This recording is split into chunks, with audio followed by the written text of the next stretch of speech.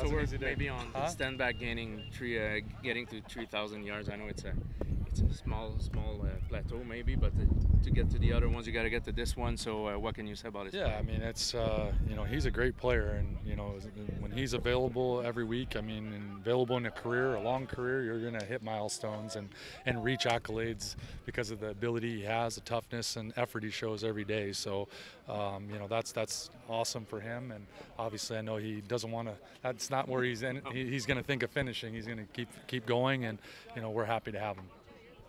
When you look back at Cody's performance on the weekend, I'm just curious what jumped out at you, what you like. Yeah, you didn't see in week one. Oh, 95% grade in our room, which is hard to obtain as a quarterback. So that's what we talked about in our team meeting. The stats are the stats. I mean, it takes all 12 guys to be on the same page for a quarterback to look good, but a quarterback also has a job to do mentally, and he checked every box on just about every play. So to grade out at 95% for us is very difficult to do, and that means he was locked in, and he showed that all week. And again, he's just getting comfortable with his teammates and comfortable with the guys, and I think you'll see a comfortable Cody going forward, and I expect success from a guy that has the ability and puts forth the effort. I won't say that it was day and night compared to week one, but we saw some great improvement, from the passing game. How satisfied were you with the passing game in general? Yeah, I thought we left some plays on the field for sure, but I'm just proud of the group. Like I've been stressing, we're just young, right? So you want to see that each week. You want to see a growth each week, and I thought we took a huge step, especially coming off a bye week. Sometimes you take a bye, you lose a little bit of momentum, and you got to relearn some of the things. But clearly guys went home or stayed here and just continue to work and continue to understand the offense, and I was just proud of them. We finished in the red zone with touchdowns and not field goals, and that really helps put pressure on the other team. And like I talked about after the game, our defense held them to field goals, right? And special teams getting a huge touchdown. We got robbed of 2 drives as well because our defense scored and a special teams return. So there was 2 offensive drives that we didn't even have to go on the field. But that's always nice when you have those drives. You can sit down, grab a little bit of water, and relax. Coach Maas was talking about the great rating he gave you, with the whatever pointing system they got in-house. But you got also accolades from the league this week, being named one of the players of the week. So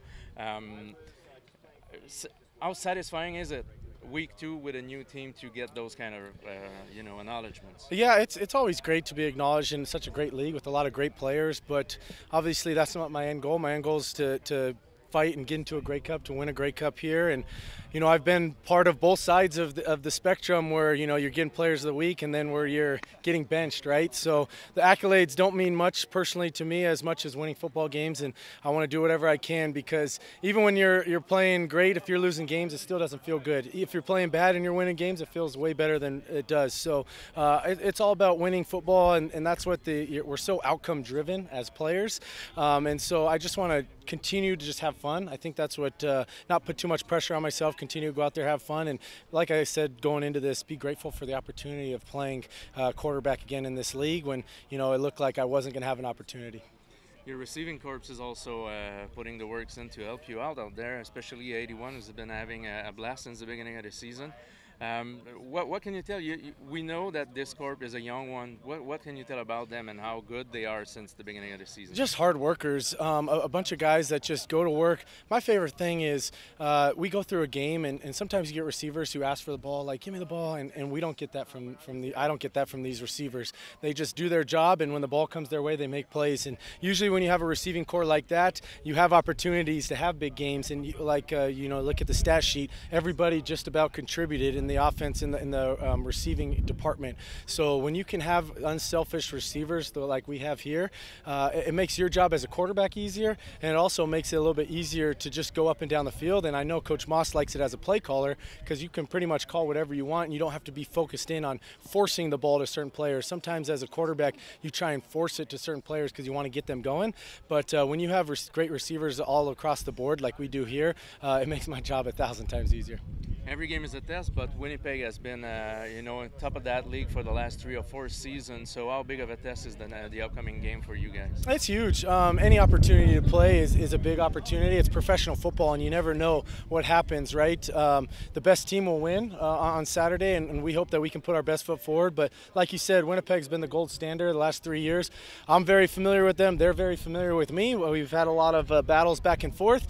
So it's going to be an interesting game, and it's going to be a fun game. I think we're really excited. We got a lot of momentum here. I know that they're coming off a loss, so they're going to be eager and hungry for a victory, but we want to protect our home field. And as you always do, if you want to make the playoffs, you usually have to win majority of your games at home, and so that's our goal, is to just continue to chip away. But more importantly, it's early enough in the season where we just want to learn. We want to learn from these opportunities that we're given and just go out there and give it our best and hopefully have a chance to win the game in the fourth quarter. When you face the top opponents in a league like that, is it also a kind of a showcase opportunity to make some kind of statement saying that the Alouettes are at that level now too? I think more for the media, less for the players. As a player, you look around at the rosters. There's so many talented guys in this league.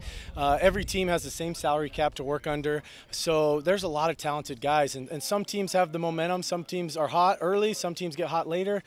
So you just want to go out there and give it, like I said, give it all your best. For every opportunity. You only get 18 opportunities guaranteed, and as a player you never even know if you're going to hit all 18 because of injuries and stuff like that. But so you want to take every opportunity you get and just be excited about it and go out there, have fun, try not to put too much pressure on ourselves, and enjoy the environment. It's Canada Day weekend, new jerseys, there's going to be a lot of excitement. Obviously there's a lot of excitement around the team being 2-0, so we just got to harness that energy and just make it an exciting game for everybody involved.